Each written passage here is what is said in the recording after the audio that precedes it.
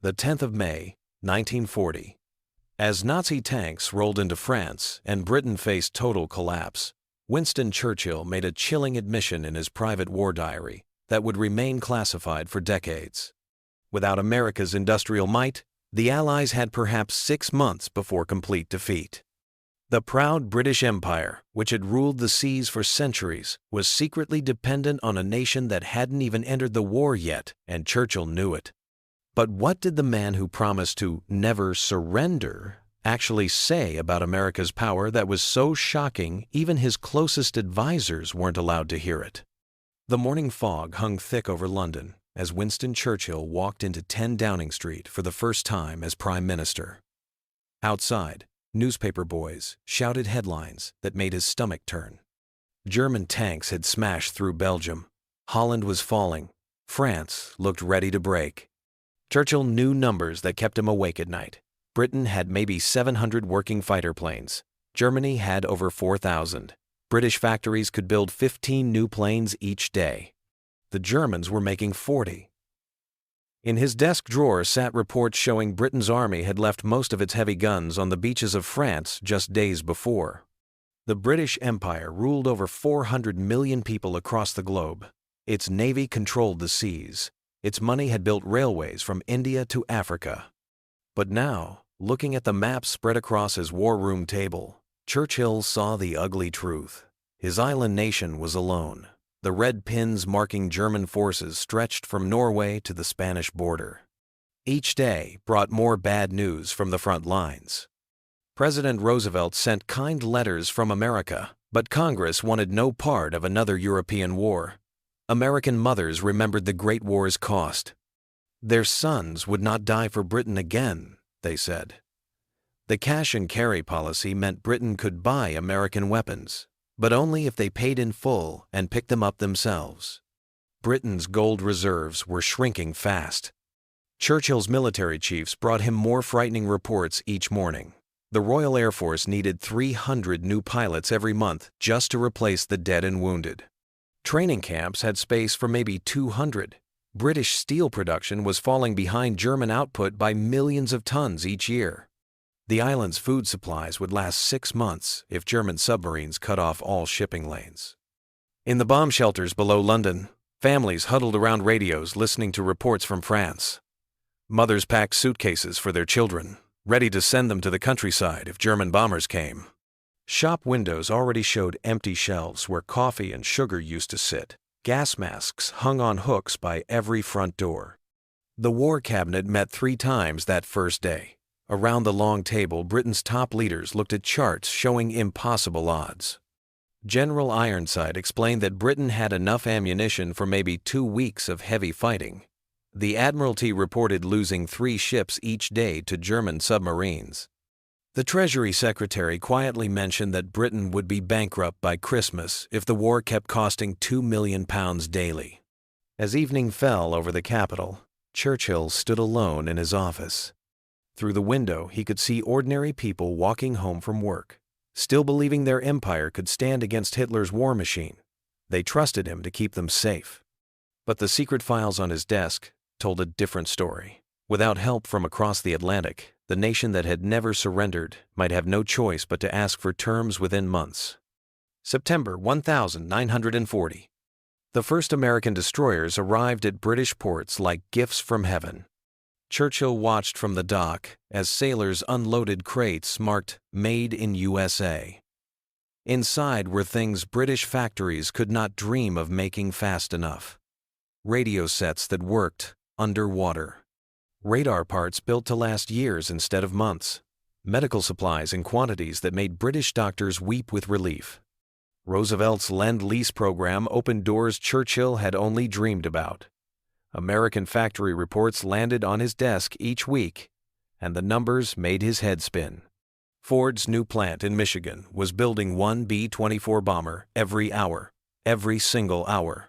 British factories needed 3 weeks to finish just 1 Hurricane fighter. At the Willow Run plant, workers rolled a completed bomber off the line faster than Churchill could eat breakfast. The contrasts hit him like cold water. British workers melted down park railings to make bullets. American factories had so much steel, they built entire warships in 4 days. British families grew vegetables in their backyards to fight hunger. American supply ships arrived carrying enough canned food to feed London for months.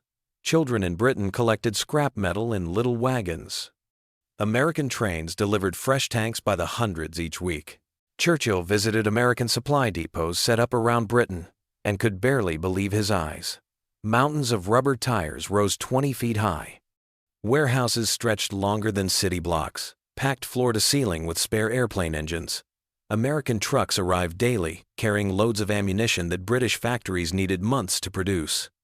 One depot held more medical bandages than Britain's entire empire had made in 1939. The Liberty ships amazed him most. American shipyards launched a new cargo vessel every 3 days. Some took only 2 days to build from start to finish.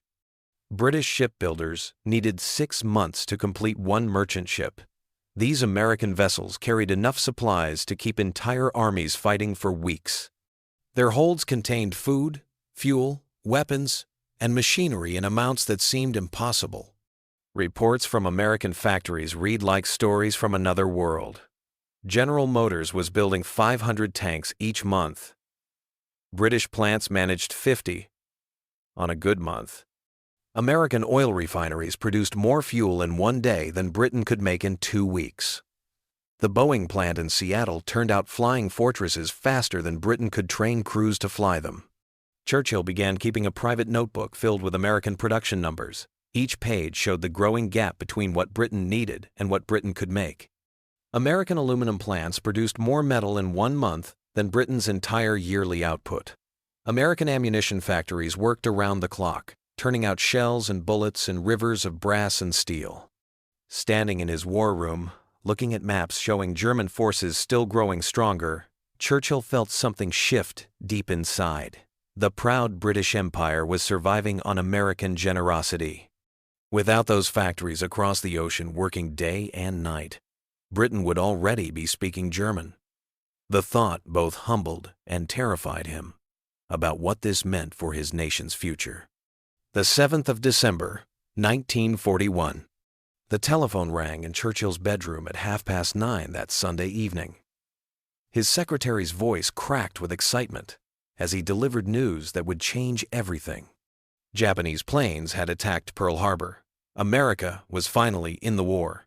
Churchill hung up the phone and did something he had not done in months. He smiled. But as weeks passed and American soldiers began arriving in Britain, Churchill witnessed something that shook him to his core. These were not desperate allies begging for help. They came with equipment that made British gear look like toys from a different century. American jeeps rolled off transport ships by the thousands, each one built better than anything British factories could produce. The soldiers carried rifles that fired faster and straighter than weapons British troops had dreamed of owning. The moment of truth came during a private dinner with American General Dwight Eisenhower in February 1942.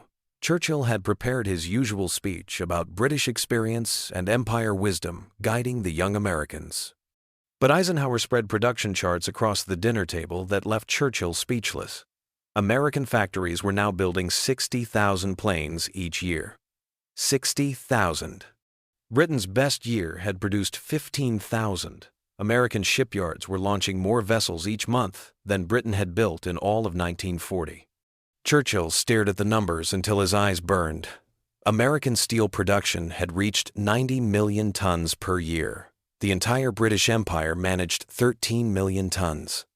American automobile plants had switched to making tanks and were producing more armor each week than Britain's best month ever.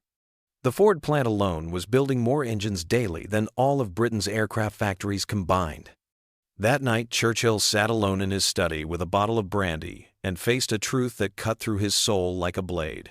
Britain was not America's equal partner in this war. Britain was a client state, kept alive by American charity and industrial might. Without those factories in Detroit and Pittsburgh working around the clock, German troops would be marching down Piccadilly within months. He opened his private diary and wrote words that would haunt him for years. "We have been living on borrowed time and borrowed strength. The Americans do not need us to win this war. We need them to survive another week." The ink seemed to burn on the page as he continued writing. "Every bullet our boys fire was made in America. Every tank that rolls toward Berlin carries American steel.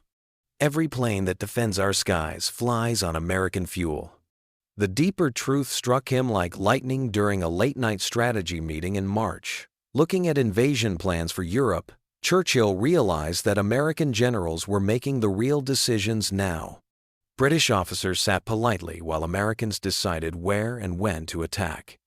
The empire that had ruled the waves for centuries was taking orders from a nation that had been isolationist just 2 years before. Churchill found himself studying American production reports like sacred texts. Every number told the same story. American farms were feeding not just their own people, but half of Britain too.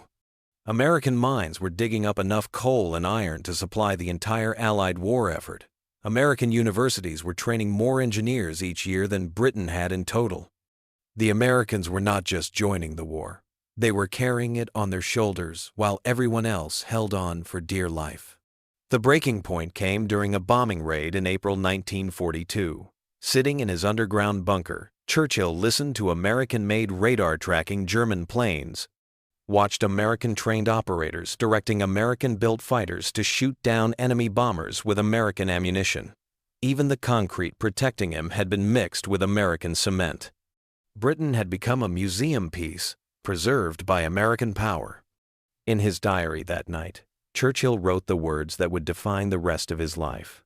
"We are no longer the senior partner in this alliance. We are the grateful junior, kept alive by American abundance."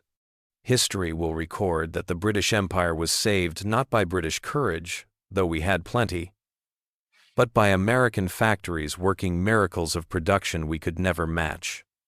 He paused, pen trembling in his hand, before adding the final, devastating truth. "Without America's arsenal, we would have collapsed months ago, and Hitler would already be planning his victory parades through London." The 8th of May, 1945. Victory in Europe Day arrived with church bells ringing across London, but Churchill felt no joy as he walked through the celebrating crowds. British families danced in streets that American trucks had kept supplied with food for 4 long years. Children waved flags made from cloth that had arrived on American ships. Even the fireworks lighting up the night sky had been built in American factories and shipped across an ocean that American warships had kept safe. The war was over, but Churchill knew the real battle for Britain's future was just beginning. In his private office, stacks of bills covered his desk like snow. Britain owed America more money than the empire had ever possessed. The pound sterling, once the world's strongest currency, was now worth whatever the American dollar said it was worth. British gold reserves sat empty, while American banks held the debts that would take generations to repay. Within months of victory, the harsh new reality became clear. American soldiers were going home to jobs in factories that had grown rich from war production. British soldiers returned to a nation where entire cities needed rebuilding and there was no money to do it. Food rationing, which had eased slightly during wartime, grew worse in peace. British families stood in longer lines for smaller portions, while Americans enjoyed prosperity unlike anything the world had ever seen. Churchill lost the 1945 election to Clement Attlee, but even out of power, he watched Britain's decline with growing sadness. The Royal Navy, which had ruled the seas for 3 centuries, was selling its finest ships for scrap metal. The British Army, once the pride of the empire, was shrinking to a size smaller than Germany's new peacetime forces. Meanwhile, American military bases dotted the globe like a new kind of empire, one built on industrial strength instead of colonial conquest. The Suez Crisis of 1956 delivered the final blow to Churchill's imperial dreams. When Britain and France tried to act like great powers by attacking Egypt, President Eisenhower simply turned off America's financial support. Within days, the British pound collapsed, and Prime Minister Eden had to withdraw British forces in humiliation. Churchill, watching from retirement, finally understood that Britain could not even fight a small war without American permission. In his final years, Churchill began writing his memoirs of the war. and the truth poured out of him like water through a broken dam. He wrote about nights when he had prayed for American ships to arrive before Britain's food supplies ran out. He described counting American planes overhead and knowing that each one represented industrial capacity Britain could never match. He admitted that every major decision of the war had been made possible only by American steel, American fuel, American ammunition. The most painful admission came in a letter to President Truman in 1950. Churchill wrote words that would have been unthinkable in 1940. Britain's survival depended entirely on American generosity. Without your nation's incredible industrial might, we would have fallen to Hitler within 6 months of Dunkirk. We were never America's equal in this partnership. We were America's grateful dependent. As Churchill grew older, visitors to his country home would find him staring at maps of the world, where pink areas marking the British Empire grew smaller each year, while American influence spread to every continent. India had gained independence. African colonies were breaking away. Australia and Canada looked to Washington more than London for leadership.